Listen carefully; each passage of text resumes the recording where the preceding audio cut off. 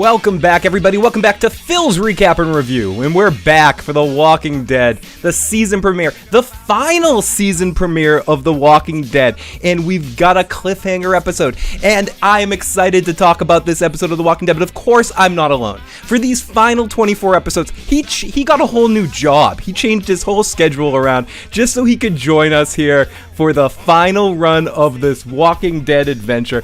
My co-host on this adventure, Joe Dirty Locks. How's it going, Joe? Welcome back. It goes well. It's good to be back. It is. This is the first time I've been back in a while with the new computer setup, so I apologize if we have any technical difficulties, if there's some audio sync or volume issues. Feel free to put it in the comment section. But this is the first episode of this 24-episode run of The Walking Dead.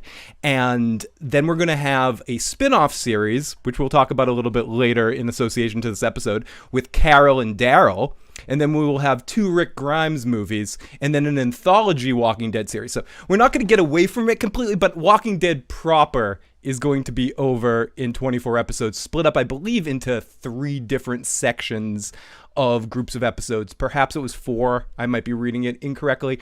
But split up, spread out. They jumped the gun. Originally, the series this season was supposed to start around October. They decided to push it up because they were so excited to get started in this season. And yeah, this was an episode of The Walking Dead.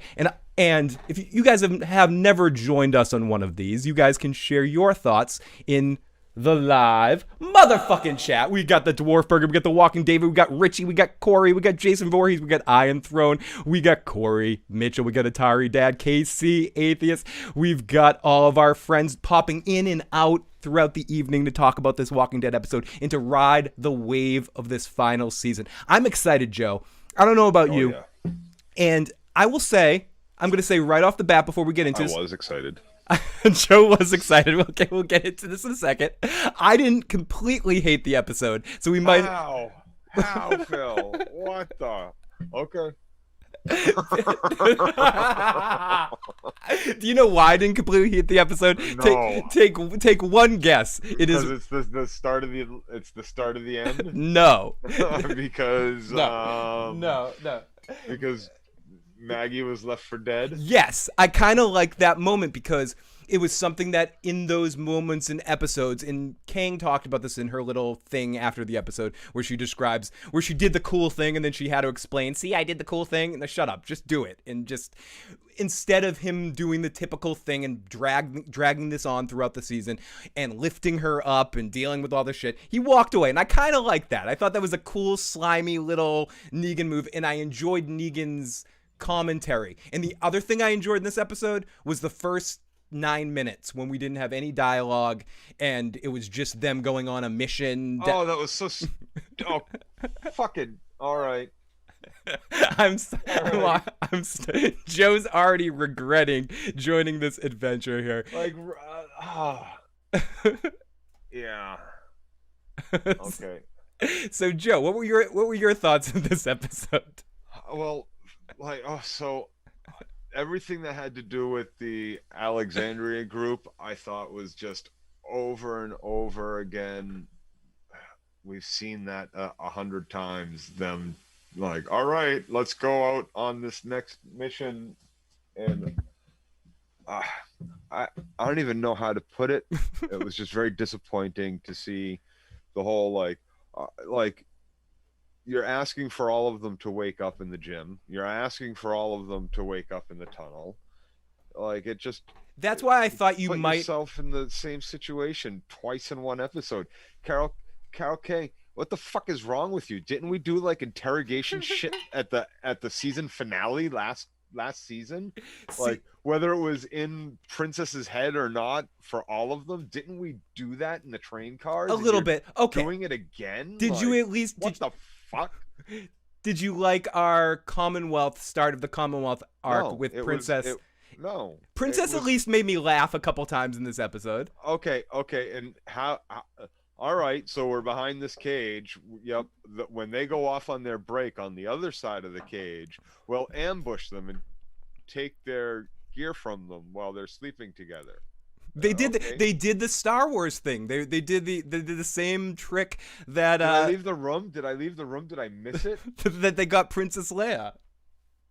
Like, just everything about this episode was just horribly boring.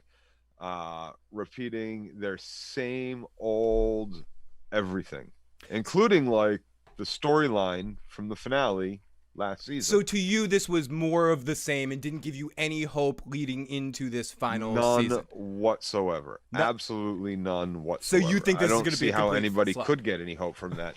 Listen, we've seen them. We've seen like they. Okay, what was new about the opening scene? They lowered themselves in from the skylight. Okay, everybody, nobody, not a single one of them missed a shot. Bow and arrows, close range, close quarters. Oh, we'll get into that. Not a single shot. Daryl throwing knives from the roof. Not a Perfect single shot shot. missed.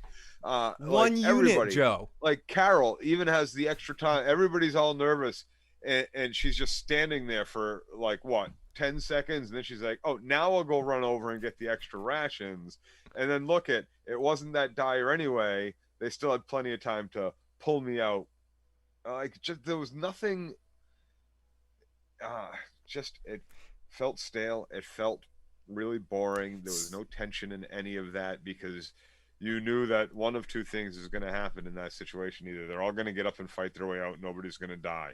I will agree with you there, especially with Daryl and Carol. Any moment that they try to set up even an ounce of tension for either of those two characters' fates, it's just horse shit on a stick. Because we already know that this is why you don't announce prequel series or sequel series until the series itself is over, because now you know Carol and Daryl are safe unless one of them is going to be like when Bill Murray agreed to be in Ghostbusters 3 if it happened and he wanted to be a ghost, unless one of them's going to be dead haunting the other one, which I wouldn't put it past this fucking show.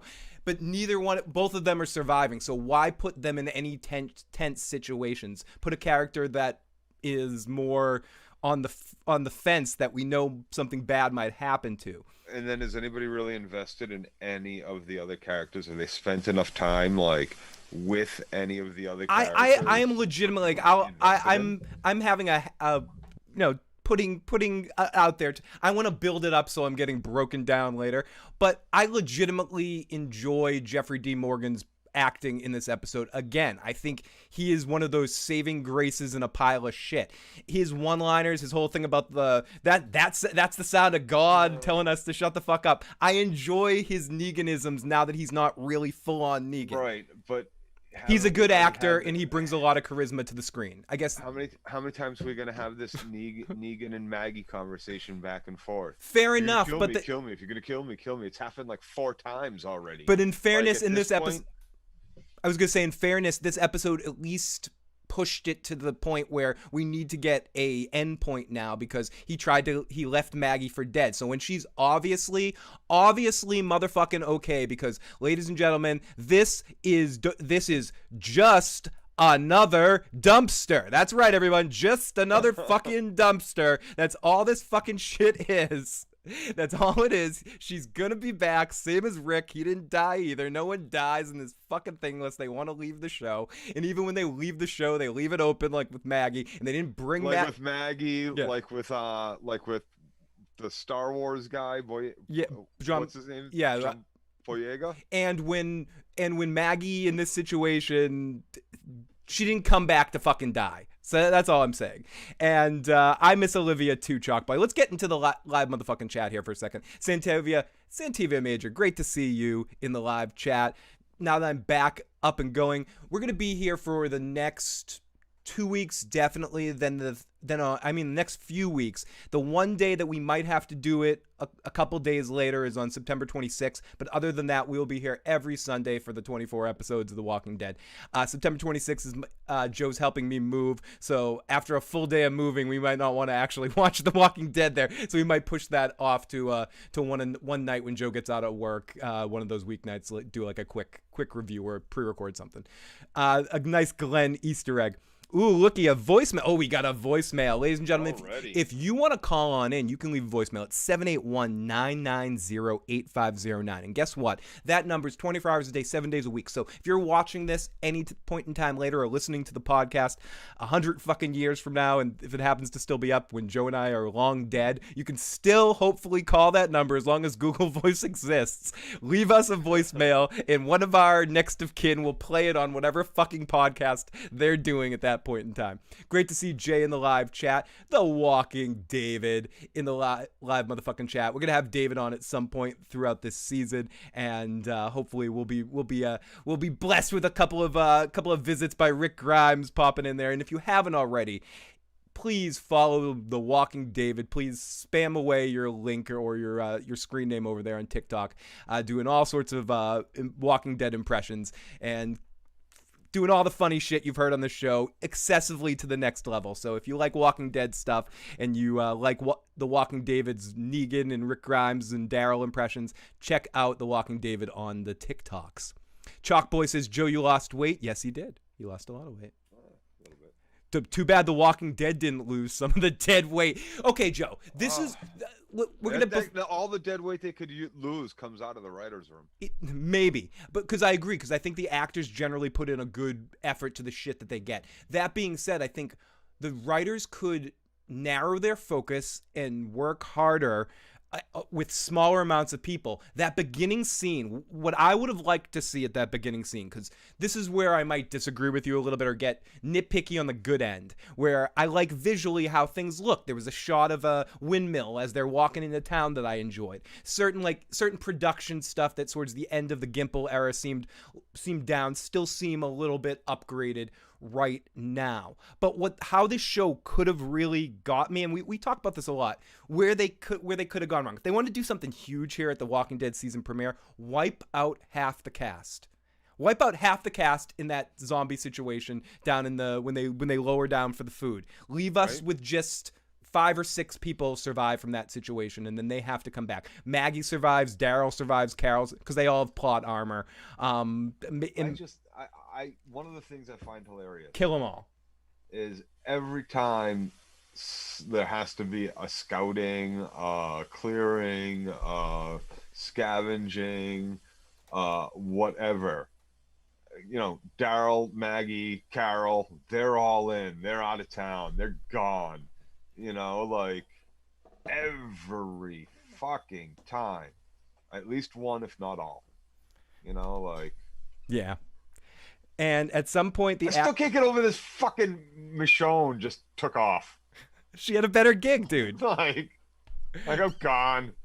I'm going on. I'm just gonna leave my daughter here. I'm gonna ride. Problem. No, she had my son. She had to ride problem. That. She had to ride the Marvel wave. She got MC, yeah. And she got out while she could, sure, but still. She got out the most unscathed. Andrew Lincoln tried to get out, and he looked at the landscape and he said, "I'm gonna do some Rick Grimes movies." he came back. Nothing. They were like, "Yeah, no. You can do a stage. Coral. You can play. Yeah, what did Curl do? You can do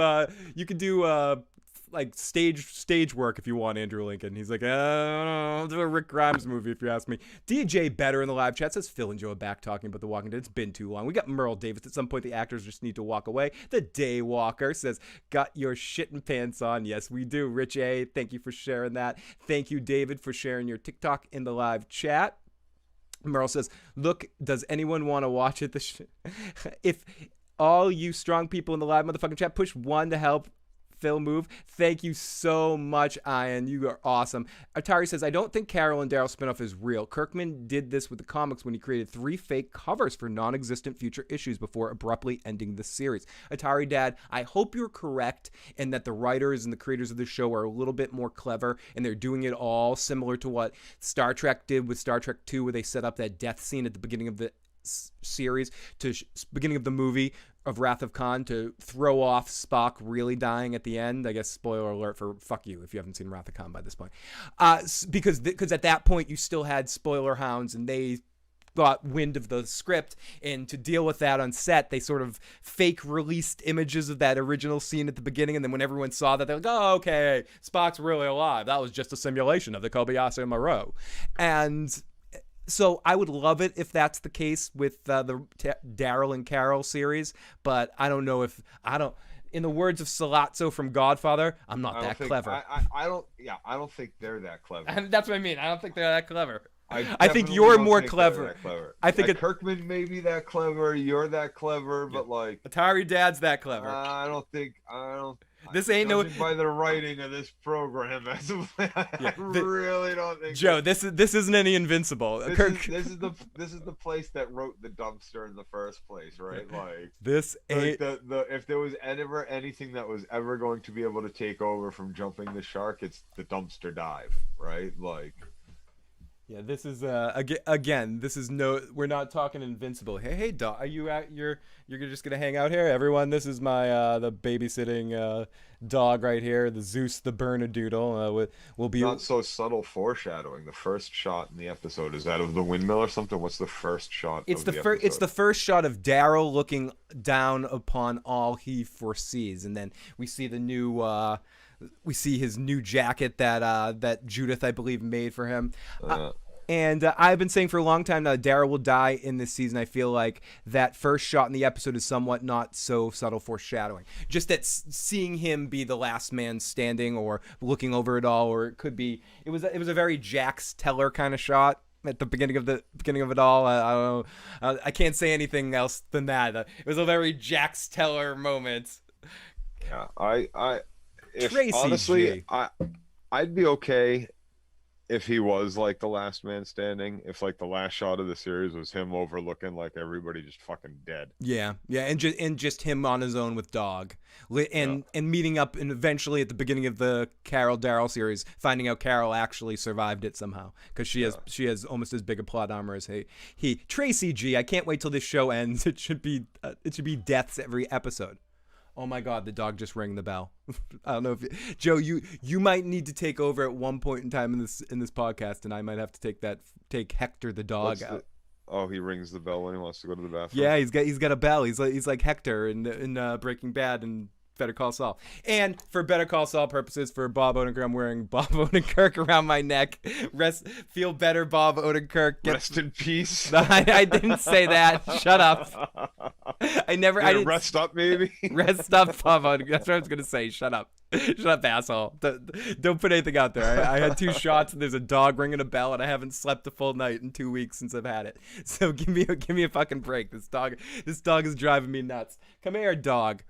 Okay, so let's not waste any more time with foreplay here, because I know there's let's actually get into this thing here, and let's get into our recap. Okay, now we'll especially when I get to the new place, I'll give you a full crazy recap. What's up, KC? Take Hector out. We will wait. No, absolutely. If I hear another bell ring, I think that's just a frustration, like give me attention kind of thing. I can't really get into why I think this without getting into comic spoilers. Interesting. Okay, so we'll keep an eye on that. We'll keep an eye out on Atari Dad's speculation that we may in fact get a Daryl death at the end of it all. So let's listen. Before we get into our recap, let's play a voicemail that we have from. Oh shit. Let's go over here and technology.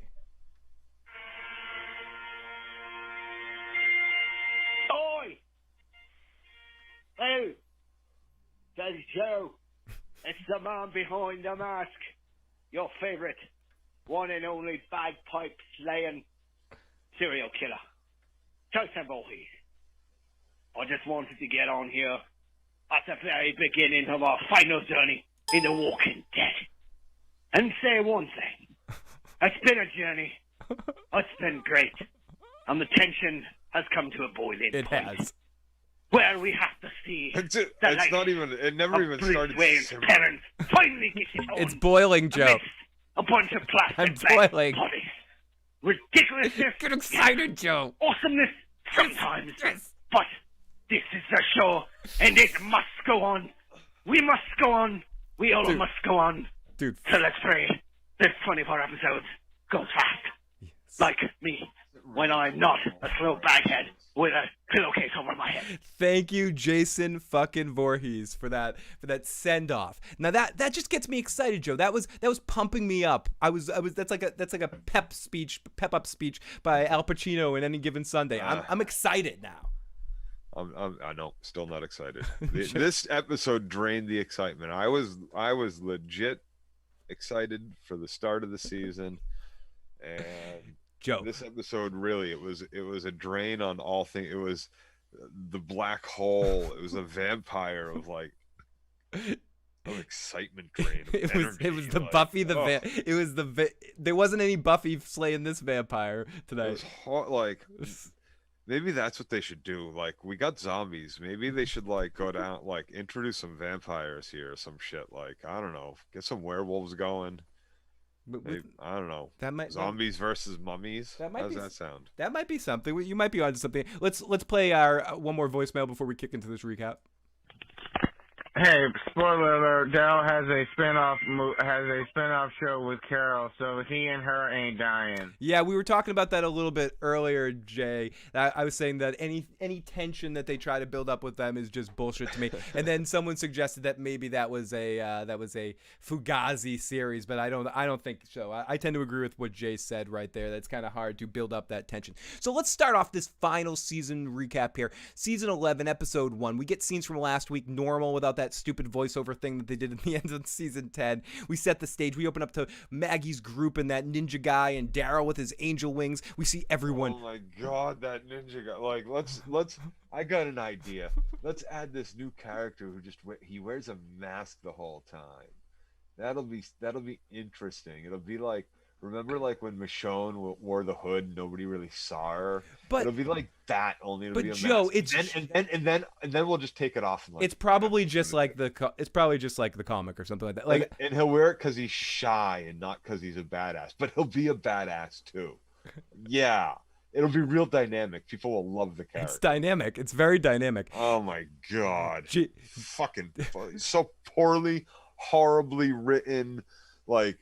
Faux two-dimensional, like flat ass fucking character. Like, and like all these characters are flat because there's so many of them now. They're in such tight, like they're just barely names. He's the mask guy. Does he have a fucking name? Have we heard his name? Have they said it?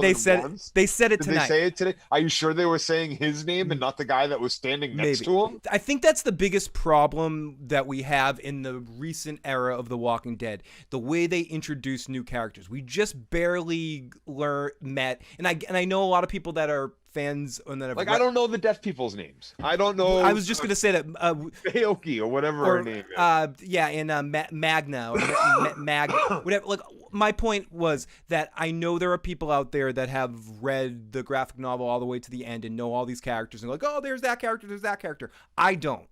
I did read the first up to like the Negan stuff and I enjoyed it, but at that point I sort of stopped and I just went to watch the show because I didn't want to be spoiled anymore. And I know it's a different arc, but characters, so I don't know them coming in the way that they've introduced in the second era of The Walking Dead, instead of when they introduced, say, like Tyrese or Abraham or something and actually built them up a little bit. They just introduce you a whole group at once. Like, hey, everybody, here's the new group. Here's the new cast. Hey, meet this person and this person, and you meet them all as one. Here's the ninja. Here's the wisecracking asshole that's gonna battle Negan to see who's is called Tiny or something like that. Here's the fat smart guy. Here's this guy. Here's that guy. You know, there's a comparison that can be made to like all the people that when they were watching The Walking Dead.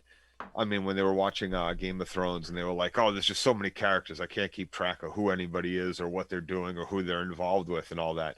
And I can understand that, where I confuse myself because I was able to follow all that, but I can understand how people couldn't, right? Even if I didn't read the books in the first season, I was still able to follow who all the characters were, right? That's called good writing. Called good writing. But in this, like, I only know the characters by sight. I don't know them by name. And as far as any kind of dynamic or dimension, they're all on the same fucking side, right? The only person we get highlights of that are like the enemies are Negan, the mayor, the Mayor Joe Hale. Like only the leader bad guy is like the character on the other side of things that they really get into. Yeah, okay. They did a little bit with GTA guy, and they did a little bit with Burnface guy, but still, for the most part, there's no like there's so much going on in Game of Thrones that all the characters that they throw at you, you can still remember who they are, what their deal is. And I would say there's no need to do any of that with. And this. I would it's say just, at least there's more fodder. And I would say again, that's one of the things that this show used to do well. And I think even when the storyline, was only 6 people. But they were at least able to establish some character elements from the beginning and through those early seasons, even if the storylines weren't always exciting and some of them were dull, they at least knew how to craft characters you gave a shit about. That's what formed an audience for this show to begin with. It wasn't because of the deep, amazing storylines that they were telling. It was because you gave a shit about the characters. At some point in time, the show dropped the ball, introducing new characters, making you care about them. It's a tough thing to do, but some shows pull it off by making you actually care the way that they introduced a show like Boardwalk Empire, for instance. Every season there's new characters that get cycled in, but every season I tend to care about them, even though we don't see Al or AC or whatever, some of the characters from the early seasons, or The Wire is another example. Every season that The Wire comes, it's a new set of characters adding more layers to the world of Baltimore. And if you're into that show and you're drinking the Kool-Aid of it, it doesn't fucking matter. You care about each season when they introduce those kids, they introduce the guys at the news reporters, the guys at the school, like whatever. Like every year that they add more, they do it in a way that they build the stakes. They could do that in The Walking Dead. Every season add another group in, but take the time to really build them up. But now you're in this last season and you're stuck with where you get what you get. It's like when I work with kids, you get what you get, you don't get upset. These are the characters we have riding this roller coaster at the end. Yeah, Rick might show up for a couple of episodes at the end in that last group. We know he's going to. We know in that last four episodes, Rick Grimes is going to show up because they're going to pay him for 2 episodes, and we're going to get a lead into the Rick Grimes movie. Michonne will probably show up once too. Anyone who's alive in that universe towards the end will show up, but this beginning part, we're going to have to deal with these characters, and we get what we get, and we don't get upset. Holy shit, we got Tony Pajamas in the live chat. We got Chongo Chalupa in the live chat too. I love you guys. Thank you guys for showing up tonight. Thank you all of our friends. If we have any new names and new voices inside the live motherfucking chat, share your thoughts, positive or negative, about this season opener of The Walking Dead. Joe loves to read your positive comments about The Walking Dead. It sends him in an amazing direction that we all love to hear. And make sure you subscribe for coverage of all 23 episodes that are left of the final season of The Walking Dead right after the episode airs, except for maybe 1 or 2 for scheduling reasons. But we will be here torturing ourselves, putting ourselves with our through shitting pants on. Yes, full shitting pants on. Okay, so we get a good setup with a bunch of sleeping walkers. This is the first time we've seen the walkers sleeping like this, but whatever. They're having a slumber party. And as we find out at the end of the episode, and people that know anything about the comics, they're called lurkers. They're dreaming of flesh and better zombie shows and wishing they were in better zombie properties at this point. It's what all those zombies with all their amazing makeup work. Then we get the little slow drop of our characters heading down into a convenient little maze of walkers, and all is silent, as we said. It's so fucking stupid. It is. They do land, and there's a very convenient little maze built in there. And it reminds me a bit of the season, the thing I liked about this beginning part, it reminded why me. wouldn't you just start stabbing them all in the head? Why would you throw through the fucking bodies? Why wouldn't you just start stabbing them all in the fucking head? Clear the fucking room. We're all down here. They're all on the fucking ground. They all have to get up. There's 7 of us. Joe, I'll take 5 of us that came down here. There couldn't be more than 30. What, they each can't kill 6 fucking slow-ass zombies before they drag their dead-ass bones off the fucking gym floor? Joe, are you fucking kidding me? I'll go you one further. It seems like our archers are like Lord of the Ring like level talents. Oh my god! So why don't they just rain arrows on all the walkers down there from above, since they can't miss? So right, they can't miss the moving ones that are coming at them and all that tenseness and all that chaos. So since they're all laying down, why don't you just shoot them all from up there and just right, be done with the problem? Yep.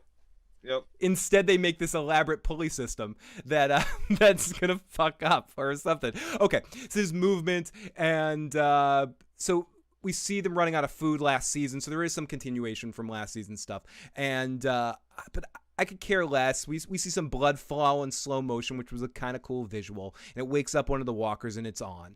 And do we ever think for any moment in time that this wasn't going to happen, that all these walkers weren't going to wake up? And it turns into and I said in my notes, it turned into a video game. What I did like about the beginning of this episode was the silent interaction of the team working as one unit. It reminded me a little bit of that scene, I think it was season 4 or something, when we see our group walking through the woods, and it's like 6 of them, and they're all like one unit walking and moving. There was some element of that, but it was a little bit too choreographed to a certain extent. Just poke and go. Yes, Lizard. Pop, pop, pop, pop. Like, seriously. Seriously. Like, No. all right, now that we're at the doorway and the door's open, how about we just have them all flood towards the door and kill them all, so we don't have to worry about it on our way back out with all the meals, and we can take our time and really search the fucking place. All the ways to get into this place through the roof with an elaborate pulley system was better than just opening up the door to the outside, waking them all, and having them come out 2 at a time while you stab them in the fucking head with big long. But they found some rollerblades. They needed to use them. So stupid. Like, seriously, like, just for the sake of, like, what can we do that people might find interesting? How about pulleys from the roof? That's the only way into this place. They could be like cat burglars. But nobody could. How about someone just starts pounding on the fucking door on the other side, or on the wall on the other side, and then you silently go down while they're still making all this noise? The zombies aren't gonna fucking hear you. None of it makes any sense. You sound like Negan. Let's get a couple of comments. Tony fucking Pajamas, one of my favorite names in all of YouTube. I love the name Tony Pajamas. It sounds like it should be like a television character on PBS that entertains I'm Tony Pajamas. I love it. This episode was extremely boring. They tried really hard They tried really hard in the beginning, and it still wasn't that good. And the rest was generic Walking Dead episodes. So even the beginning was generic. I just broke it down for you how generic it fucking was. They really tried, though. And that's just it. They really tried fucking hard. They outthought themselves. They have this elaborate fucking deal, and they don't even like.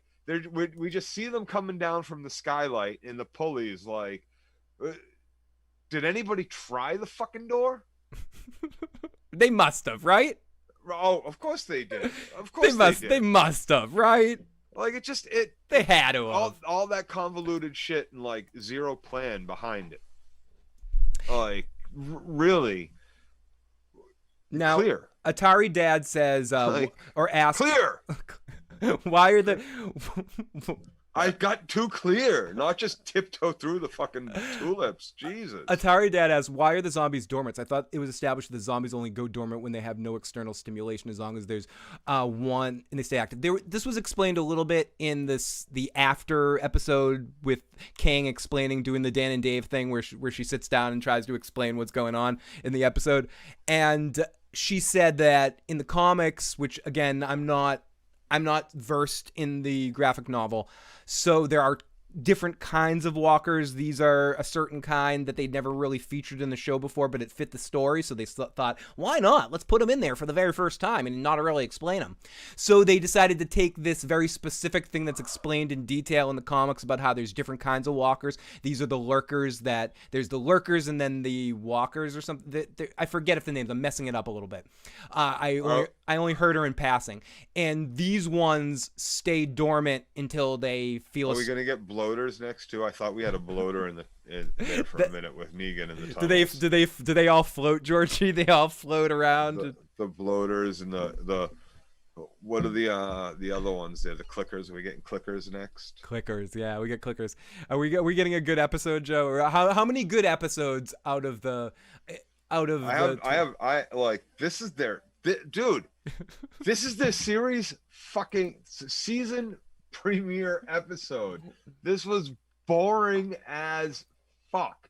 and half of it we saw in their season finale episode last fucking season, when they were in the train car getting fucking interrogated or going crazy. I do want to bring this up, but this is part 1 of 2. The Walking Dead doesn't often do this, but this episode they just play all 2 hours tonight. But this is just in fairness. To watch Carol Kane explain why like everything is so stupid. I love how you turn her into the music and artist Carol King. Like that, what? Because Carol King had to sing us a fucking song. Like I don't fucking want to hear that shit. But I do believe that this is part 1 of 2. So for whatever it's worth, we've only seen half the episode. Right. Well, we got to find out why Kyoki isn't fucking leaving now, because she found a letter that's a note, stapled to a wall from 4 years ago. Because Princess has really specific skills, a skill set that she can spot something very easily. So she that dirty ass fucking picture in the. But they set up, but Joe, they set up in the scene before that Princess has superpowers. How perceptive she is. Yeah, she has perception. She must be great at poker. You wouldn't want to see Princess across the way playing you in cards. I'm sure I wouldn't. Okay, so let's read the live motherfucking chat. It's the Walking Dead Hogan's Heroes, says Merle Davis. I like that. The Walking Dead Hogan's Heroes. Hogan's Heroes was good. Don't fuck with that. I actually thought he was gonna say the Walking Dead Hogan family, like the Walking Dead Hogan's family, and it was like a Valerie dying. So in other words, they're giving their viewers homework. Lovely. Dude, you know those like knockoff like zombie movies you see all over the place now. This was as bad as all of them. So this is as bad as, say a B movie kind of thing. You think this was just you think this is more like cheesy, low tension, just bad?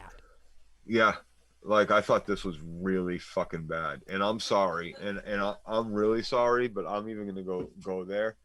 I thought, in the scene, that drop of blood landed on that zombie, I thought that looked fucking horrible. Ooh, so you didn't even like the visual, right? Oh, we got lizard. No, I thought that zombie in particular looked like a rubber fucking mask.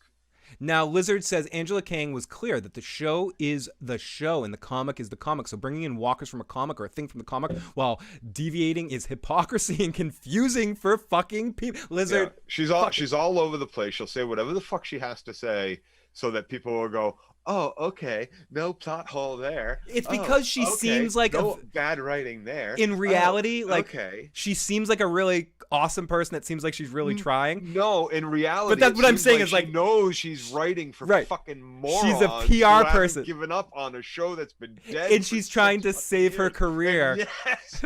So she can get. I am included in those morons. Yes, she's trying to save her career. She's like, I'm not a moron. I'm just here earning my paycheck, doing the best I can. I am so good at this writing thing. I have an answer for all of it. She did because of the comic. No, but we're independent of the comic. She did write this episode too. She is one of the writers. She deserves to be. She's the primary writer. She was like, she's one of the two writers. An episode. What did we do last week? Let's do that. Okay, so we're. Oh my fucking god! Like, I know. And here's the thing, Phil. How many times have we said the show's got to end, and then they were like, they came back. Oh, they're off. They finally. They listened to us. The whole Carol thing. They listened to us, right? They listened to us. Carol Kang. All the times we said how that season opener, that winter scene where they eat the fucking owl and Carl is about to eat the fucking dog food and all that. How that was one of their best fucking scenes. They tried to replicate that scene. They keep trying it. They keep trying. Again, they fucking listened to us, but they failed in their attempt. It failed completely. But again, they listened to us. They were like, you know what? They were right. That really was one of the best scenes we ever fucking did, when we were just moving through that house and we cleared it and we did everything right, like we were a well-tuned unit, and then we sat down and we ate dinner. That was really good. We should do something like that again. What are we gonna do? Okay, like, are you kidding me? Like, silence must be what they wanted. No, it wasn't just about that. It was about everything about that scene. And this was I was thankful that I didn't copy hear dialogue. I was actually happy. Atari Dad says, I do agree with Phil that the bit with Negan at the end was good, but how exactly can you excuse keeping him alive after this? The only way Because Maggie did the same fucking thing to him 5 minutes earlier in the episode. The whole fucking group did. He saves a kid's life, and when he's about to get killed for it, they're all like, I wonder if Negan will get out of this. So he does it to her, and it's all of a sudden it's like, whoa, he didn't help Maggie? Fuck that. None of these motherfuckers tried to help him 5 minutes beforehand. Now Lizard said Daryl's drop of blood felt like a video. It was the start of the video game scene. It was like a video game cutscene, and then we clicked into the beginning of the video game. The fuck did he cut his arm on? He reached out over into a void to grab a bag, and his arm ends up cut. There's not even a pulley on that side of his fucking arm where the blood is coming from. It was a paper cut from the script. Is what it was. It was a paper cut from the script. Now, DJ says Angela King's sentence made no fucking sense. Tony Pajamas, I feel like The Walking Dead could still be good if it wanted to. Every episode in extended last season. It's not about The Walking Dead wanting it to. It's about the people that fucking write it and the people that make the decision on, okay, that script sounds good. Maybe it's about the actors standing up and saying, I'm not reading this shit in front of a camera. They are not going to do that. I'm not doing this. The script makes You no can't blame the sense. actors. They want to get paid. Stop. Don't blame the Anybody. actors. Hey. Don't blame the All that needs actors. for evil to triumph is for smart people to say nothing. And someone just needs to say no. Someone needs to stand up. Someone needs to stand up and say no, Phil. Someone needs to do it. Enough. Enough is enough. Like, maybe that's what happened. Maybe Andrew Lincoln tried. Coral tried. Michonne I think Carl or Carl's dad really tried. Like Carl's dad pissed them off so much because he was like calling up, being like, "You guys suck." But Zancy in this, I haven't watched this show since season 2. You don't start, Zancy. Don't do it. Don't do it. Don't do it. I haven't watched since Rick died, says DJ. Tony Pajamas, where does your name come from? I'm curious. Oh, absolutely. Answer that question. I love Tony Pajamas. Atari Dad, I did see that part where they didn't help Negan. I was looking away from the screen at that part. And, okay, that would have cleared the room at least. So let's finish. Let's get back into this recap here. We'll zip through it a bit. Instead as Lizard said, it just turns into a video game when the blood drops, and we get to see all of our characters with bows and arrows basically not miss. They start playing. None of them. Not a single missed shot. No. Not a single missed stab. Not a single missed bow. Not a single missed thrown knife. And not a single lost person. We get a mad whack discussion. All the arrows and the knives come. The long shots to save the day. The only injury our group suffers was the blood that dripped. Was the fucking mysterious cut Daryl gets on his arm that causes so much fucking from catching a bag in a hole. I think it was Dog. Let's blame Dog on that one. He cut it on Dog's collar or something like that. So everyone's working together and all the arrows rain down. It's time for the guns. Carol takes out the machine gun for a second and goes Carol for a second. Lydia's in the mix too. We get to see all of our characters. Everyone gets a moment, and they're like it's like a giant scene where, like every X-Men steps up and shows their superpower. Here we got Nightcrawler superpower. Here we got Kitty Pryde super. It's like a cheesy X-Men scene where everyone steps up and does their Ninja Turtle moment, and then we go over to the next character doing another Ninja Turtle moment. Exactly right. Like, you got the bows, you got the staff, you got the throwing knives. Oh my fucking god, it's such a Ninja Turtle moment. It was a Ninja Turtle. It was a very Ninja Turtle moment. When have you seen any of these fucking people ever, like, where did they get the bows? Have we seen them with bows before? Well, Daryl must have lots of them. Crossbows, arrows. They can make it that crossbow bolts and arrows are two different things. They can make that shit. They've got smarts somewhere. They got okay, great, and like it's sure, it's the same as shooting a gun. Exactly. So same skill set. So everyone's working together.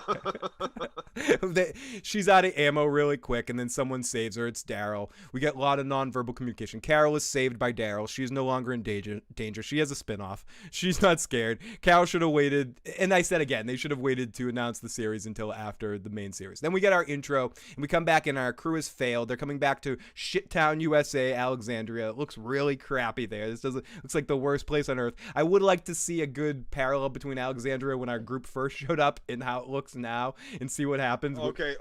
You know how it looked when they first showed up? It looked head to toe, Rick covered in blood, holding a samurai sword, going, "What?"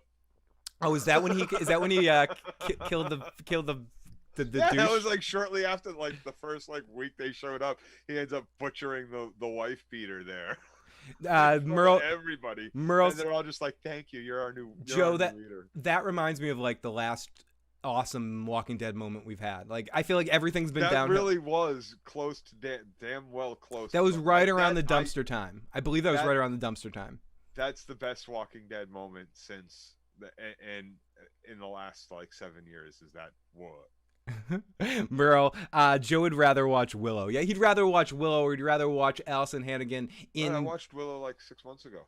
playing cosplay, playing the Maybe a character year ago. Willow from Buffy too. Sorry, I just had to make another Buffy. So we come back in, our cruise failed. We see dogs there, and Daryl greets the kids, and Dog's a good dog. He's a good dog. Then we get to see Agatha, some guy named Duncan. We get to hear 2 seconds of Maggie's backstory because we have to introduce a bunch of characters that I don't give a fuck about.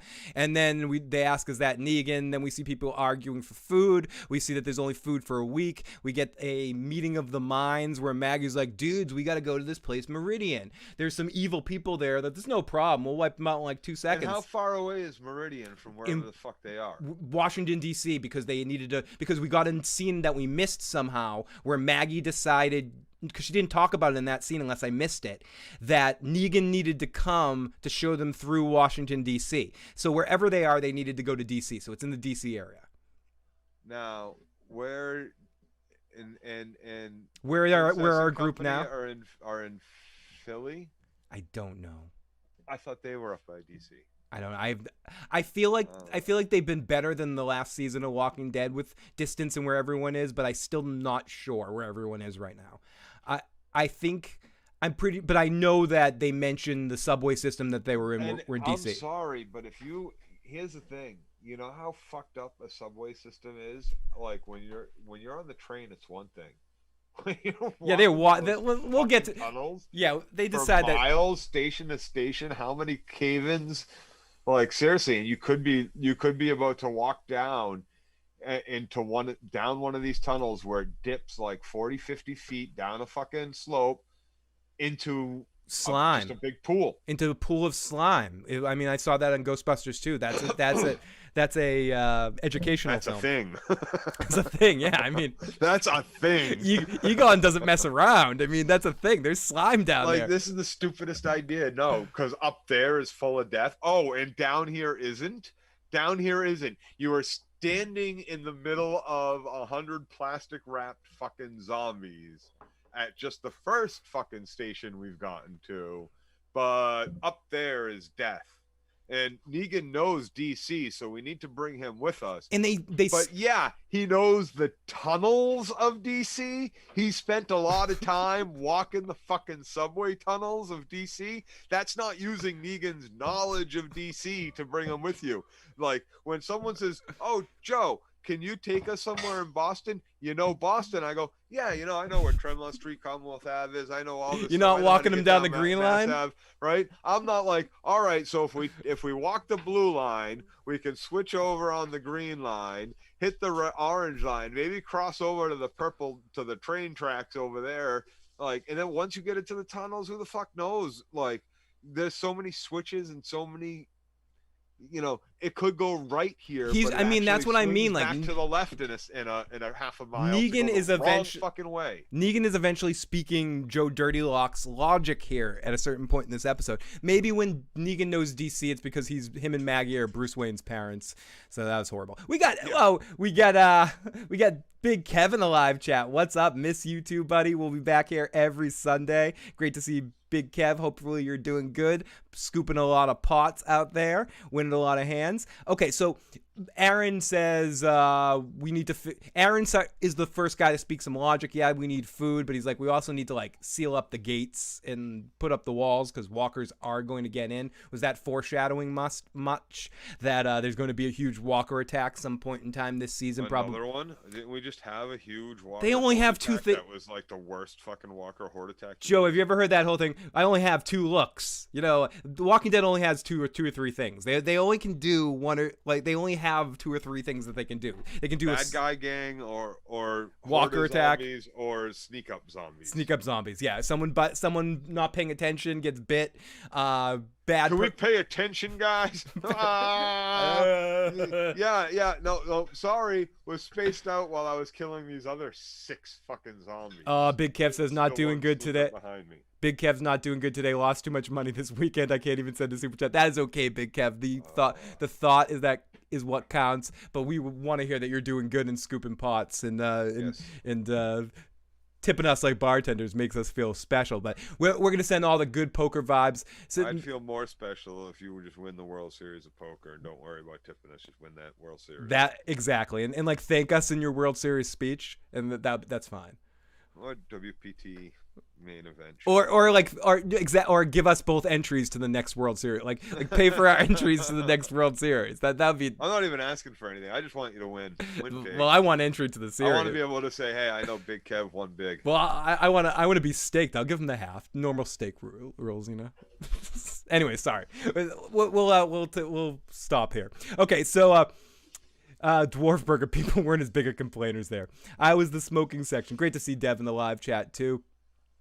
Okay, so then we see some thunder and lightning as the rainstorm looks like us in July around here, walking down the street in one big group. They need to take a break because suddenly Negan's like, we need to stop, and they see a subway station to go in there, and he's like, we should stop for the night, and no one's listening to Negan. Or people are saying he's right, but he's an asshole, and eventually Negan is like, dude, let's take a break. Maggie's like, fuck you, I don't care. Negan asks Daryl for help. Daryl's like, dude, we're not buddies. Negan knows he's a dead man walking, and he thinks Daryl's in on it too. Then we see some writing on the wall. We hear some strange big sounds. The pipes are groaning. Negan says it's the sound of God telling us to get the fuck out of here. And God has your one eye. See the flood marks. He points out a mark on the wall. He's like, if that probably floods all the time, we're fucked. Are you stupid? Let's get out of here. And I don't think Negan's up to anything in this situation. I think he's just right. You see how high that flood water was? All right. So if the water's getting that high, right? And then draining somewhere, all these bodies are going to be stacked in the fucking corner of wherever the fuck this shit is draining out of. Because, like, you know, running water, semi-floating bodies, you know, filled with all this, you know, air pockets in their plastic or whatever. Them shits are floating. They're stacked in a corner, like one big fucking pile somewhere. Whatever is causing the fucking water to either rush through at that height or just pool in there at that fucking height, it makes no sense why these bodies would all be perfectly laid out. Like, yeah, they would have been washed around. So therefore, unless they're weighted down, this is still more likely a working mass grave and not from the time that which you say, yes. Maggie. Oh, and how would you know that, Maggie? Spend a lot of time in DC at the fall, did you? I love Negan. See that happen at the subway by your farm, Maggie? Have you? Okay. But she's not the girl she was months ago, Joe. She's not the same person. Ellie says, watching the episode now, Maggie being bossy, even though she just got back. Iron Throne, I'd like to thank Dirty Locks Rants for inspiring me to win the big tournament. Big Kev says, I think I would put Joe in before Phil. Oh, asshole. Probably a smart decision. I'll cash more than Joe before. I think I'd cash better, but Joe's going to have a better chance of winning. I'll last out and even up and at least get your money back. I'll let winnings speak for themselves. So. Anyways, I'll let the winnings speak for themselves. Man, I don't need to say a word. Man, Porno Boy is H. Heading to bed, listening but going to sleep. DJ, have a very good night. Merle says, remember Ken. Negan said, Negan's the only observant one. Let's have Phil and Joe talk in ASMR for the rest of the stream to help you sleep. Hey. Hey, DJ Better. We really want to wish you a good night. Okay, so let's remember Ken. Okay, so we go off. Daryl is like, dude, stop trying to lead. Dumbass Negan. So then we go off to our other side story, and we're going to just zip through this a little bit because it's just yada yada a little bit. We go off to Eugene and Princess, Zeke and Yumiko, and Eugene's at a desk. We get a cool montage. I'll say it was edited kind of neat, where they're asking them a bunch of questions and going over and over again. It seemed like we're watching a different show. I thought some of the elements in that particular scene, and I know, Joe, you didn't dig it either, but I thought it was a little bit different. It felt like I was watching just something slightly fresher at times in that scene with the interrogation and the way that it was edited together. I thought Ezekiel especially is a very good acting presence in his way dealing with the four different people and how each one of them were dealing with the interrogation in different ways was kind of an interesting take on that kind of scene. And I didn't hate it. Okay. I'm going to tell you why. Tell me why it sucked. I'm going to tell you exactly why the scene sucked. The scene sucked for, as I said many times already, it's basically rehashing our last episode. Okay. Forget about that, which is, quite a grievance to begin with, but we're going to get past that. And all of these characters, with the exception of Princess and maybe Yumiko? Daniel-san there, whatever her name is, we know exactly how Eugene is going to react in this situation, and we know exactly how King Ezekiel is going to react in this situation. Those are not surprises at all. No, I'm not sure if I don't think anything The Walking Dead has in their bag of tricks right now has the ability to surprise anybody. I think that's the biggest problem. For whatever it's worth, forget the stupid they're old pitcher at this point that's lost all their good stuff, and they have to rely on putting junk on the ball to try to make it get past the batter. And now, and they've lost their fastball. They don't have anything. They're afraid to losing the fastball. The real fastball would have at the end of that scene with Maggie and Negan. We see Maggie ripped the fuck apart. Yep, she didn't make it. She didn't make it. That was it. That was her return. That was her return, and that would have been fine. Yep. But no, fucking no. We had to just cut. We had to fucking cut the scene because we know she's alive, so it ruins any tension. Every time you I think I'm out, you bring me back in because you have an opportunity, and this is where I believe we're slightly at difference. I think The Walking Dead has several opportunities in almost every episode that they could have gone in a direction, but for some reason the writers are either overthinking themselves, have to honor contracts of actors and don't want to fire them and don't want to lose anybody even though we're in the final season here.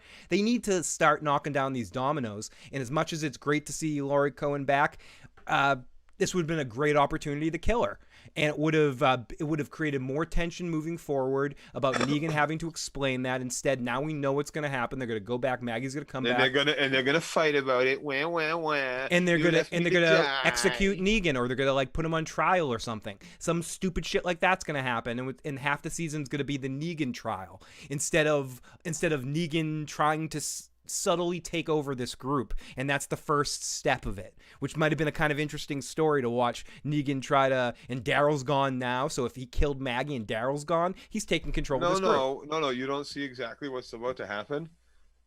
She's gonna fight her way off and sneak down the same fucking hole Daryl did, and we're gonna get an episode of Daryl and Maggie trying to fight their way back to the group so they can go kill Negan. To save Dog. Oh yeah, they're gonna string Negan up by his neck. There's no Jeffrey D. Morgan's definitely dying somewhere within the next 23 episodes in being hung for being fucking Negan. It's gonna happen. I don't see him living at the end of the series. I don't either. I think that's going to be our big series death, where it's going to be a bittersweet kind of death because Judith is going to be upset and be arguing for him. Yeah. And it's going to be like a big emotional moment. But who the fuck knows? They're going to fuck all that up too, Phil. You're writing it better than they're going to right now. You're writing it better than they probably already did. And back to that other scene. And even with Princess, you know exactly how she's going to react. I know, but it doesn't mean the delivery wasn't all right. I agree. Again, it's not the actors. It's not the actors, Phil. It's the actors being told to sit in scenes that are pointless, to sit in scenes that they did in the episode before, just in a new room. Like that's what it is. Like, yeah, they did great with what they have to work with. We can say that till we're blue in the face. They're just given shit to work with. Like, there's no reason why these writers should have jobs. Let's get honestly. We're gonna have to call AMC again. Let's get in a couple more comments. Dwarf Burger. Fourth graders could sit in a room and brainstorm this shit out. More exciting. Maybe it's like the Cartoon Wars episode of South Park where it's just manatees that are writing this. Atari Dad, I thought the last episode was Here's Negan. Well, Joe Ken was the second person Maggie forgot right away. Lizard said, of all the interrogations I've witnessed, ... The Walking Dead interrogations sucked. You butter up people and listen to them talk while they're in a holding area. Terrible interrogations. Terrible. Brainius Balky says, it just went on too long. And have a good night. And Ian says, #save Negan. Great to see. What went on too long? The interrogations? Yeah, because it's been going on now for 2 episodes. It's true. Just waterboard them. What the fuck? It's funny, Joe. Like, I wasn't it didn't click to me until that last time you just said that, because I had blocked out those last 5 episodes because I don't hate how last season ended with the Whispers arc. I thought some of the big action scenes that we got in the air was the Renaissance-y, not that it was great, but at least it was entertaining. I told you were gonna like watching Opie die. Right, yeah, exactly. I caught up with all that and binge watched it, and Joe said, you're gonna actually kind of like this stuff, and I enjoyed that arc of the Opie arc, especially once Alpha was gone. I enjoyed the Whispers arc much more with Opie being the leader of them. I thought it was much creepier and felt like more of a threat, and I thought that built up good. I thought they ruined a little bit with the 5 COVID episodes, but those could be explained. I tend to like the Negan episode better than you did, and that other episode that we both liked, which I think was an accidental offense. The Eugene, not the Eugene. Oh, the one with Abraham and Aaron, Lefty, and Aaron, and was the Terminator too? The Terminator. It was the Terminator, and Terminator 2. Terminator 2, yeah, Terminator as well. Who is actually just a recent guest on the Talking Sopranos podcast, talking about his character David Scatino, and it's amazing when you think not Jason Patrick, Robert Patrick, is that his name? I believe, something Patrick, and I think it's Robert Patrick, and Jason Patrick is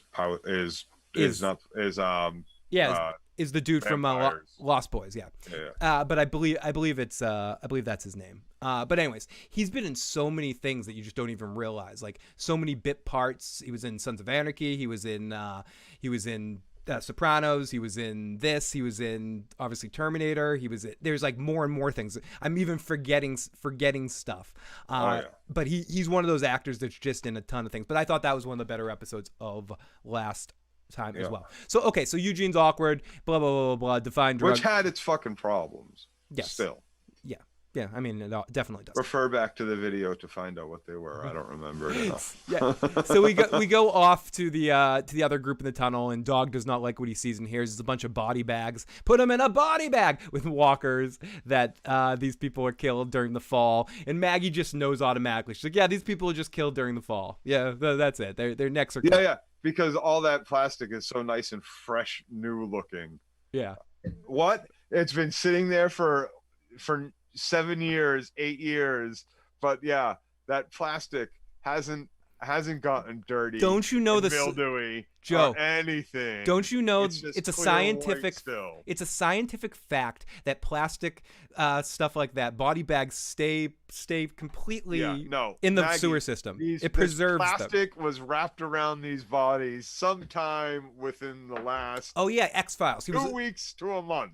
Period. Robert Patrick was also in the X-Files. He took over for David Duchovny for a while when David Duchovny was in his whole weird sort of awkward section.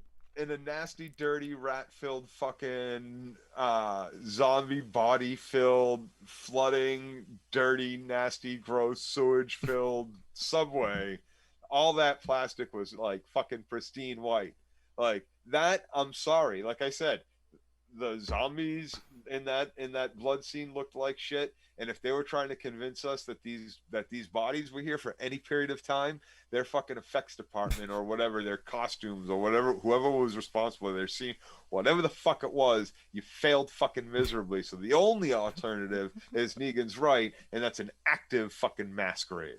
So Negan basically says that he says, "What am I, your DC tour?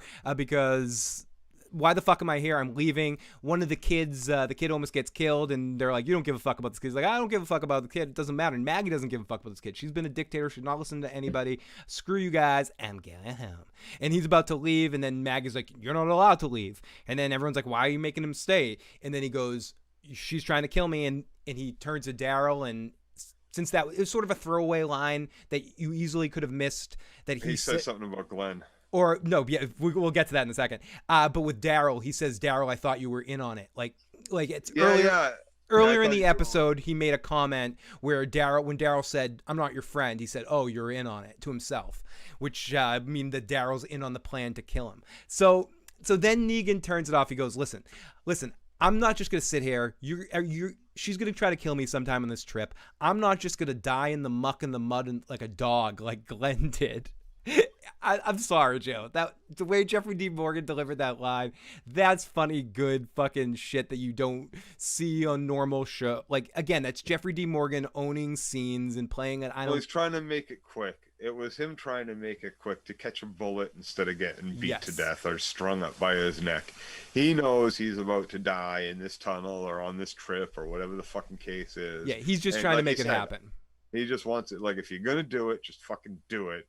Let's not play the game. Right, but so he throws that dig out there to get it to happen. But she doesn't. Instead, she'd rather threaten him, and she gets in his face and says, "Listen, I think about killing you every day," answers all of his problems with a bunch of bullshit, and because she just basically, but she's like, "This is why we're doing this is why we're doing that," and she's just filling with a bunch of bullshit. Two of the guys escape away. We find out later that listened to Negan, and they just stole some supplies and ran off. And then she says, "Keep pushing me, and I will fucking kill you." So then we kick back to Princess smiling. She's on to something. We learn, because it's important later, that Princess can pay attention to details, and she knows that two of the guards are having sex. Yeah, right. Like, and then I'm sorry. And then basically that scene they do. And then they're in their clothes. Yeah, they all wink and smile. You have no idea how long it's been. No. How they got out of the cage, all four at the same time. No. How they got. No. They do the Star Wars gag. How they know their way around. It's because they did the Star Wars gag. It was supposed to be a little funny scene, like when they capture Chewie and they go to get Princess Leia, and they're like, "Oh, we're bringing them to processing," and it works, and they pull through and they get out, and then Princess spots Kumiko's sister, or a picture of Kumiko, on a board, on a dirty, disgusting board in a dark alleyway. No, it's different in Star Wars because they go on the Millennium Falcon to search the ship. Right. And we see them we don't see them get ambushed, but we got a Wookiee. Yeah, there's a Wookiee there. Right, and we hear it, and then they all walk out of the ship. This was different. So you're saying they're all in a fucking cage, and then snap, two of them are in guards uniforms, all because they had a conversation about two of them fucking. Yes. Like, how did we go from those two on the other side of the cellar fucking to now I'm in their clothes, you're in their clothes, and we're on our way out of the fucking big bad camp of soldiers and Commonwealth whatever. Yeah, with the leader in the red stormtrooper really outfit. Fucking stupid. It was really fucking stupid.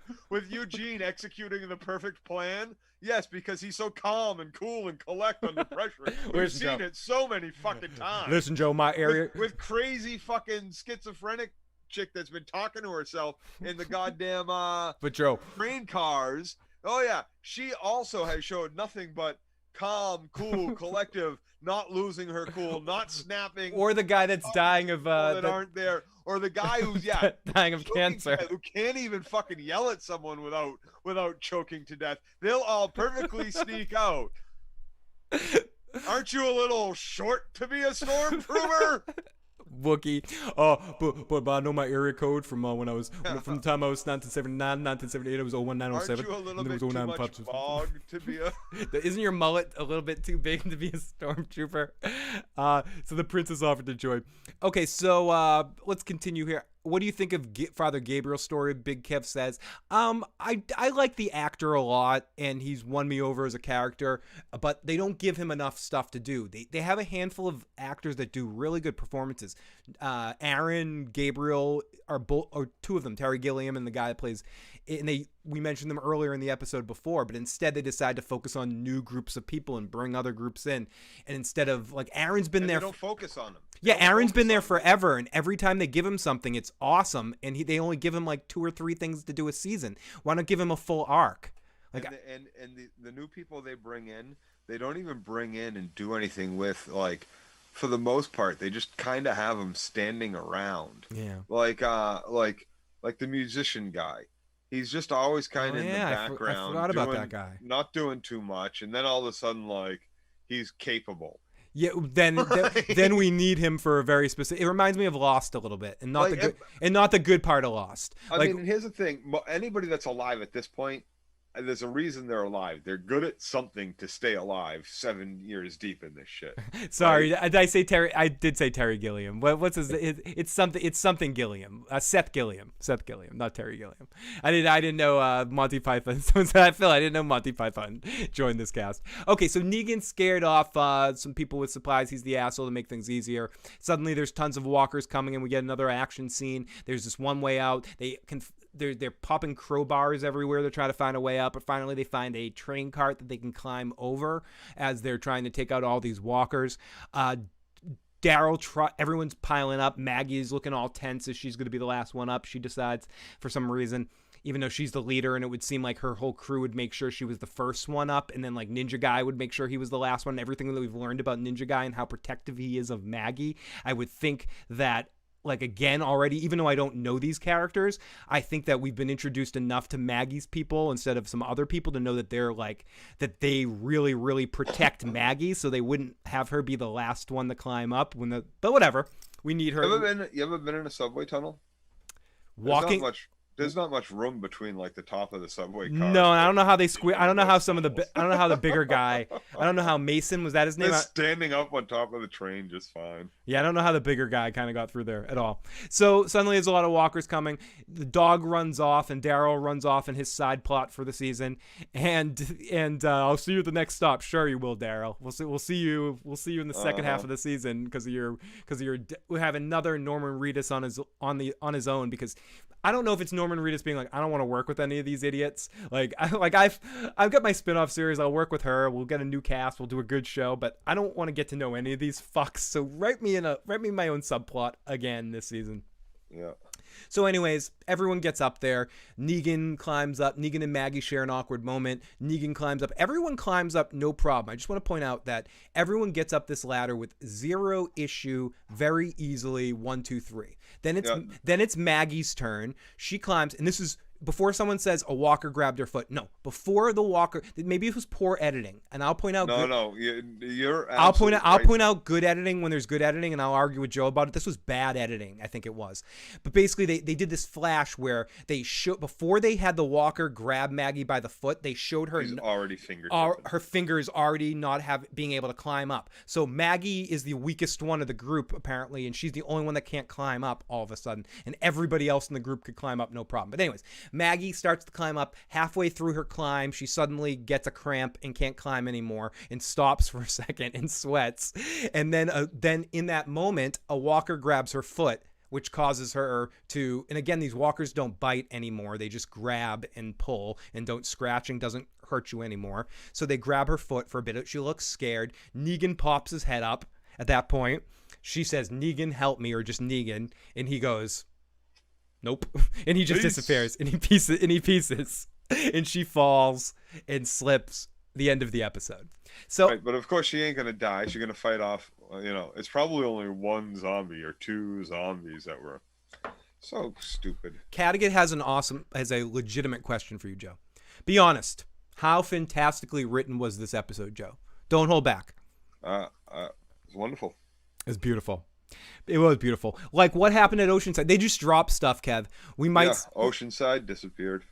Yeah, Oceanside. Oh, it reminds me of that part in the Godfather, second Godfather reference, when Sonny's like, what about Paulie? Where's Paulie? Oh, Paulie. You won't hear about him no more. Paul's gone. Oceanside. Yeah, he just ran off into the woods. Yeah, Oceanside. We won't hear about him anymore. I mean, he went to go join the witness protection or something. It's like something like that. Like, yeah, the Oceanside. We don't talk. We don't talk about that with outsiders. Okay, so they've got the climbing skills of the guy in the original King Kong movie who climbed a tree the size of a building for 5 seconds. What did? They just get up there and do something. So that's the end of our episode, the end of our first episode, the first half of our first episode of The Walking Dead. Joe, are you excited for next week? Can you hardly wait to get back into this, talking about The Walking Dead some more? Or are you more excited for... I can hardly wait. You can hardly wait. I can hardly wait forever. Before we finish things off here, yes, in fact, if you're tuning in waiting for other shows, we will in fact absolutely be back for the final season of Better Call Saul. I got a message recently about that. Will you guys be talking about the final season of Better Call Saul? Yes, we will be. As of right now, season 6 is on hiatus for filming. If people didn't hear, Bob Odenkirk had a minor heart attack. He's doing fine though at this point in time. Not perfectly fine. He's recovering from a heart attack, but he had a full recovery. They got him to the hospital. He had, fortunately for him, and I believe this is someone else said this, he had a heart attack on set. Wait. That's where all the fish are. Where are all the fish? Why aren't they fishing? Oh yeah, that's a good. Why haven't they gone to like? Why are we sitting here in Alexandria? But Bob Odenkirk's all right, everybody. And not like lakeside somewhere. Why didn't we find somewhere where there's fish we can fucking eat? Joe, I was thinking about the similar thing. Fish don't seem to be an option in this universe? They're just like there were no zombies prior to this outbreak. There were no fish in this world. I guess the zombies zombies are in the water eating the fish, maybe. I mean, come on now. Come on now. They're so good at moving on land. They're great at swimming. So we're gonna take a couple. We're gonna take a couple questions. What is it? 11:53. We'll be on for like 7 more minutes or so. Before we'll cut things. We'll take a couple questions about any subjects that you want, television related. If we know, we'll take them in the live chat. Because rather than The Walking Dead stuff, going out with a couple of fucking fishing poles, let's lower ourselves down into a pool full of fucking zombies on pulleys, stalk through someplace that we've never been before to find rations we're not sure really fucking exist. And what kind of rations were those? The bags of potato chips or something? Meals ready to eat, MREs. They're military. Oh, they're rations. military grade rations. But okay. like they went right to them through the right locked doors, right down the first left, the first right up to like the crates. How the fuck? Did one person go down there and check it out? Did they have a scout checking this out ahead of time? I don't know. Well, the door was locked. They had to pick the lock. No one checked the door, Joe. That's where all the fish are. Joe looks dead. I am worried. Tari Deads, are you more excited for Westworld Season 4? I can't say that with a straight face. After Westworld Season 3, I am dubious at best. More excited to watch paint dry, says Iron Throne. Ellie says, great to see you. Because Season 1 of that show sucked. Why would you expect Season 2 Don't get into your Anthony. Any fucking better. I don't want to hear your Anthony Hopkins hate here. There was never any Anthony Hopkins hate. Okay. There was. I just don't want to watch Anthony Hopkins do Anthony Hopkins again in yet another role. Fair. We'll save this for a Silence of the Lambs rewatch when we move into the new place. Ellie, it doesn't make sense that no one challenges Maggie's decisions other than Negan. She's been gone 7 years and now she's the boss. But they voted on it. But that's true. And Negan points that out later in the episode if you haven't got that point. Why is no one questioning her until Negan brings it up? This little group voted on it, who consists of Maggie, Daryl, and then 4 of Maggie's friends from outside. Right. Let's vote on it. Maggie's in charge. Yeah, exactly. It reminds me of that scene in Oz where they're like, oh, if we just who's running against her? Yeah, if we just stick together, no one's gonna vote. Thoughts on the Disney Plus Marvel shows? They're all right, but I'm still salty because I feel like Daredevil had one more great season in it, and Jessica Jones probably had one more good season in it too, and they had one more good Defenders season if they killed off the Iron Fist there and just had like a team up with Matt and Jessica, and you had Luke show up and you just didn't talk about Danny. I think for me, Daredevil at its best in the first and the third season and parts of season 2, especially the Punisher stuff and the Punisher series, have been infinitely better than any of the Disney Plus Marvel series. And I generally liked WandaVision all the way through, and I've liked parts of Loki, and I've liked parts of Cap and Winter Soldier, but I think all of those shows leave me wanting a little bit, where Daredevil at its best, and all those series at its best, Luke at its best, the other one, the one we're not going to mention, we won't talk about, but those 4 other series with Punisher included, all at their best gave me television experiences that I don't get anywhere else. And it's a shame that those universes are over because season 3 of Daredevil was fucking amazing, and it left it open for some cool stuff. It's a fucking shame that we won't see Vincent D'Onofrio playing that character again. Even if they cast D'Onofrio and Cox in the Marvel universe playing Kingpin and Daredevil, they won't be the same characters. It'll be Disney-ified, and it'll be in the same way that I'm fearful of the new Deadpool movie under the Disney reigns. And will they go as far as it needs to go to deliver the same experience you got in the first 2 movies? And will they, if they do, will they do Daredevil right if they bring Daredevil and D'Onofrio into like a Spider-Man movie or something? Or will they just be glorified cameos that fucking suck? And that's kind of what I'm worried about. I think Disney's gonna fucking kill it. So it pisses me off that that Netflix didn't keep that up. And that's Netflix's problem as much as it's Marvel's problem, because Netflix decided to shed all properties that weren't theirs. So they didn't want to keep up the money for it. So it's not just on Disney that Disney taking that back. Marvel could have fought and kept making series to keep that ownership of that. I mean, they were just Disney would have just kept raising the price on Netflix. Exactly. So I mean, it had to happen. And Netflix saw that. But the better it does, like every season that they have to. But in fairness, WandaVision was all right. Loki was all right, and Cap and Winter Soldier was all right. Falcon and Winter Soldier. But Disney kills it all. Listen, the Scarlett Johansson movie, the bad guy has a castle in the fucking clouds. Come on, done. Fucking Disney. So let's read a couple more comments. Black Summer 2 was better than this season premiere, says. We got 2 more messages from Jay we will play at the end here. Tracy also asked, why didn't they just take stories from the Telltale game? That would have been fucking good. I wouldn't mind seeing some of those stories, and maybe we'll see stories like that in the anthology series that's coming for The Walking Dead. I have a feeling if we're going to see other great Walking Dead stories, it's going to be in that anthology series, because you're not going to be strapped to season-long arcs. You could do a 15-minute Walking Dead story and have it be good. I want it to be like Tales from the Crypt Walking Dead, and I think that has the potential to be good, because then you can. World War Z should have been. Pretty much. Do you really want to question Maggie? MREs, which taste like crap, and back up your system, says Lizard. After Westworld Season 2, I abandoned it, says Ian. Catechet, I completely forgot The Walking Dead was on. I'll catch a replay tomorrow. Glad you 2 lovely guys are back. I'm excited to see how Joe slowly loses his sanity from the rest of this. Have you and Joe ever watched Buffy? Please do a stream. I did a stream about Buffy a long time ago. It exists on the channel. Joe, I can speak for Joe. He absolutely loves Buffy, and I think he loves Angel even more as a series. If I'm correct. Yep. And it's not that you don't love Buffy. It's just Angel's one of your favorite. Angel's one of your 2 or 3 favorite series of all time with Bab 5, right? It's like in that conversation. No, not even close. Wow, what? I always thought Angel was one of your favorite series of all time. No, not even close. I've seen about 70% of both Buffy and 70% of Angel, and I've watched the original movie. Buffy, back in the day, you used to sell me on Angel a lot. It was good. It's good. But I guess that's before other TV came out. Yeah. Like when Angel was on, what it is. Like, you got to understand. Like, it's like I loved fucking Hercules and Xena. Yeah, but like those are horrible. You were big on the Hercules. You were big on Charmed. You were big on I was. Yep. All those shows. You were. Yep. But my point was.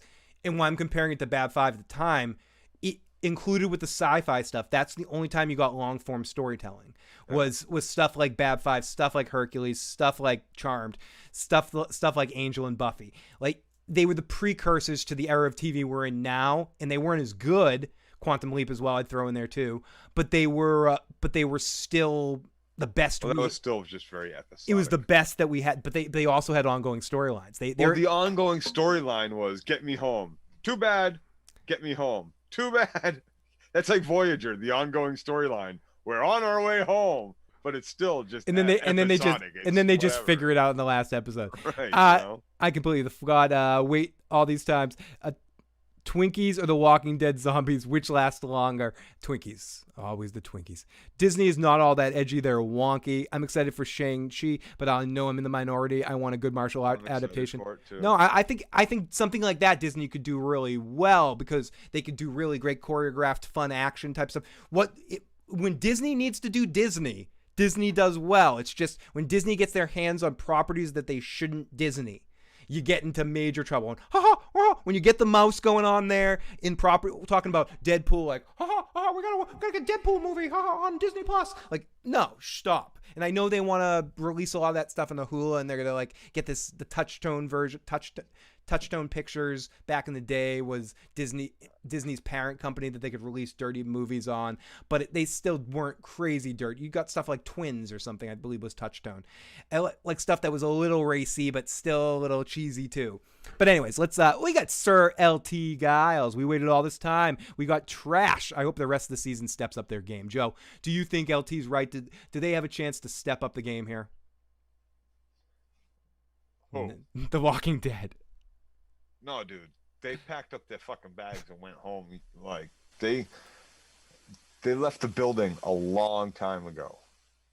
A long time ago. So here we go. We got a couple messages from Jay before we start to wrap things up here. Let's listen to Jay's 2 messages and see where we at. See what our good buddy SM Down has to say.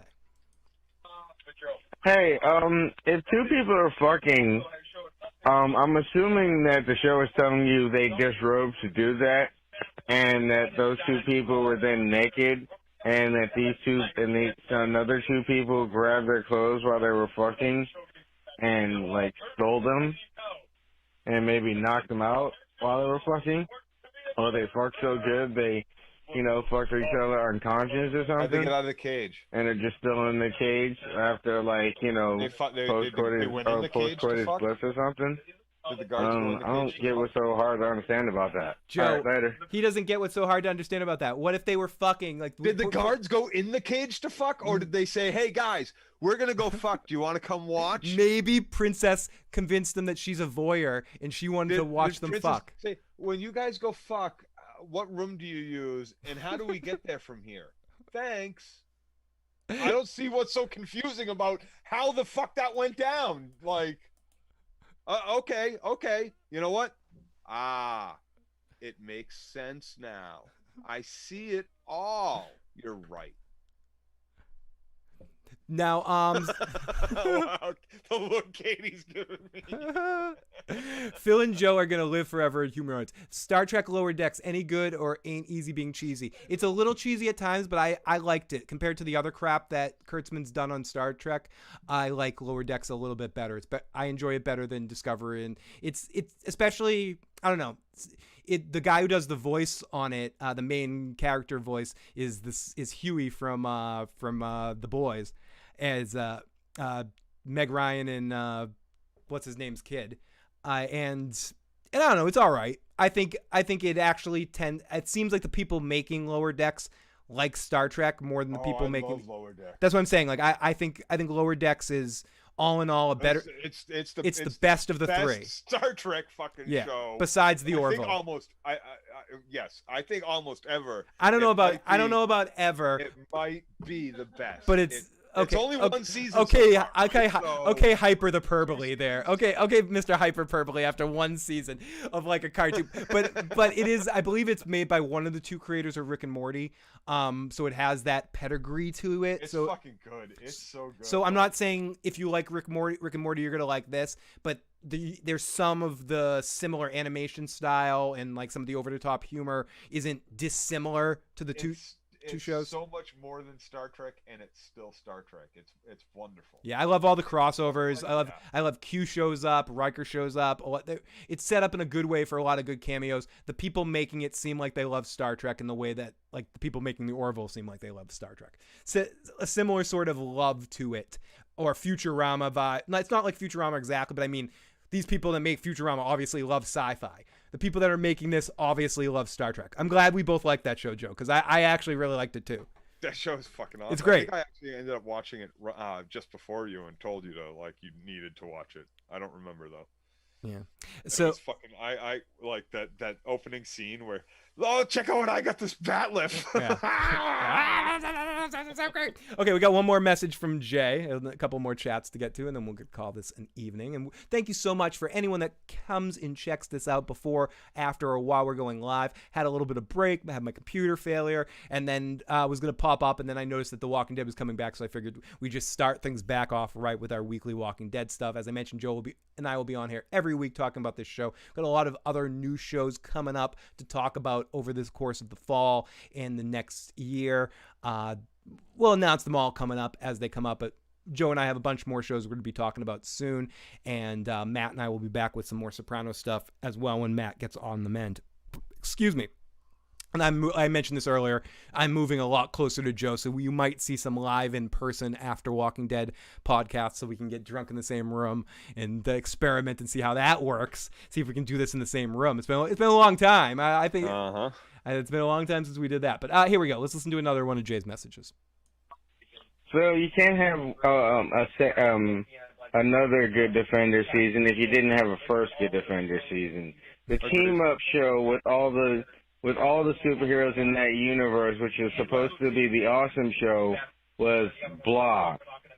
So if they had a good second season, it would have been the only good season they had. Good point. And Jessica Jones killed off all the good in its show when they killed off Kilgrave in the first season. Fair. All right, later. Now, I'll say this. I absolutely agree with you about the Defenders, but as far as killing off Kilgrave, you're probably right in but that they still needed to do it. They ruined, they got rid of their best villain, right? But they needed to do it. They couldn't follow that same trope. They couldn't do what Heroes did with Silas. Exactly. Silas. You can't just. You bring him back after that finale episode, or you write it so that you're going to extend his arc throughout many seasons. It gets moonlighting. It gets very boring. Won't they? Like it does, and it's been done. It sucks. It sucks moving forward for the show, but it made the season better, killing him in that moment. It made the season great, and it did suck for the. You're right. It sucks for the show going forward. Yeah. But that's where it puts it on your fucking writers. That's where you have to have actual good writers who aren't just trying to rehash the same old tropes that don't know how to write an original fucking content. And where I think Jessica Jones dropped, it was more, I didn't like the casting of the mother, and I think that was on the actress. But into your first point there, though, about Defenders, the problem with the Defenders, because I agree with you, it was blah, because they ended up banking the Defenders on the fact that the first 3 series were a success, so they were sure that the 4th one was going to be a success. And it was basically more, Iron Fist Season 2 than it was the Defenders. Yes. There was a little bit of continuation to the Matt story, too. And Jessica and Luke had a little bit of forward progress, but not really. But they didn't do a good job. But basically, it was so much about Iron Fist, and that was the worst of the series, that it was like a double blah. If it was like a Daredevil centric story with Iron Fist just being a sub background character, I think it would have been better. As much as I love Sigourney Weaver, I think her presence kind of took something away from it too. I don't think she was a captivating enough villain in that role. I don't know. I think part of it was her costuming. I know that's going to sound weird, but the way they like framed her in the costuming made her look very unintimidating.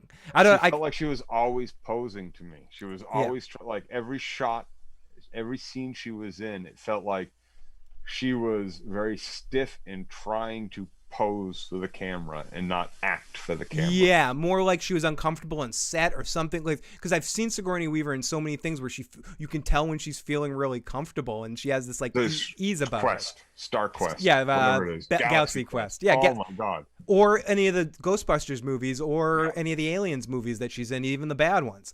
I think she just has this like casual or working girl, or almost everything she's in, where she has this like comfortability on camera that she didn't have on the Defenders. She had, to your point, maybe she was playing too much, that she was supposed to be hundreds of years old, so she moved slowly or something, but there was a stiffness to her the whole time, considering these were immortal hand operatives that were supposed to be martial arts experts. Sucked. Period.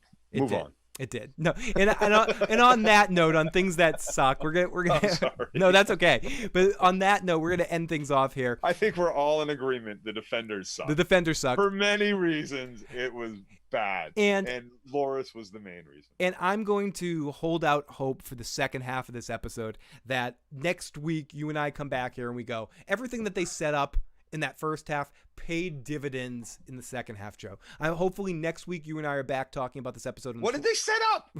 They didn't set up anything. No, they set up some tension with how does Negan explain what happened to Maggie. She fell off the fucking back of the train. You think you're gonna buy that? You're in the group. Negan comes back and starts talking that smack after Maggie just threatened to kill him. Right.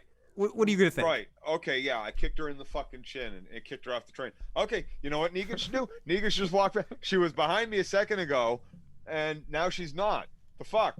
All right. There's that. Or there's. You know what? I saw her trying to climb up. Here she is. Now she was having trouble, but I figured, all you motherfuckers are watching me have trouble struggling with one and didn't do shit. So I didn't think we had to do shit anymore for each other.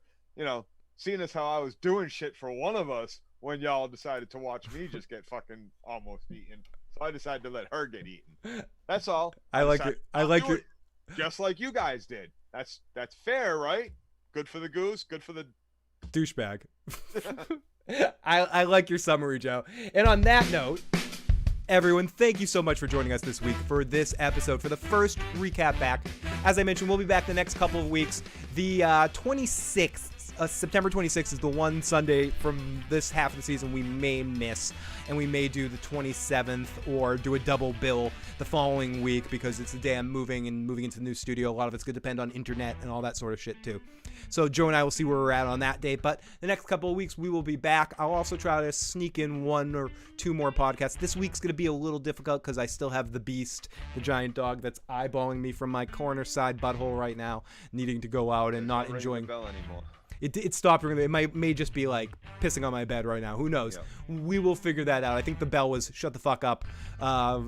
It's a weird dog in the way that it doesn't want to go to bed without me in the bedroom too. So it will like come and like bark at me and tell me to come in. Like I fell asleep on the couch last night and it gets in my face and it just barked in my face to wake me up, to bring me into the bedroom. It's crazy. So if you haven't already and you enjoyed this video, hit the like button, hit the subscribe button, share the channel with a friend. Help us go back in the up direction and start building our subscriber base and build the followers to help follow us and talk more about this season of The Walking Dead, Better Call Saul, and all these new shows that are coming in 2022 and the beginning of 2021. We got a lot of awesome shows coming. We got the Game of Thrones prequel series that I'm excited to see. We got the Lord of the Rings series I'm excited to see. We got the new season of The Boys, Invincible, all those shows. New season of Cobra Kai coming soon too that we're going to be talking about. The final season of Ozark starting out that we're going to be talking about. So lots of fun shit coming here on the channel. Everyone, thank you so much. We'll be back next week. Love you guys. Bye. Peace.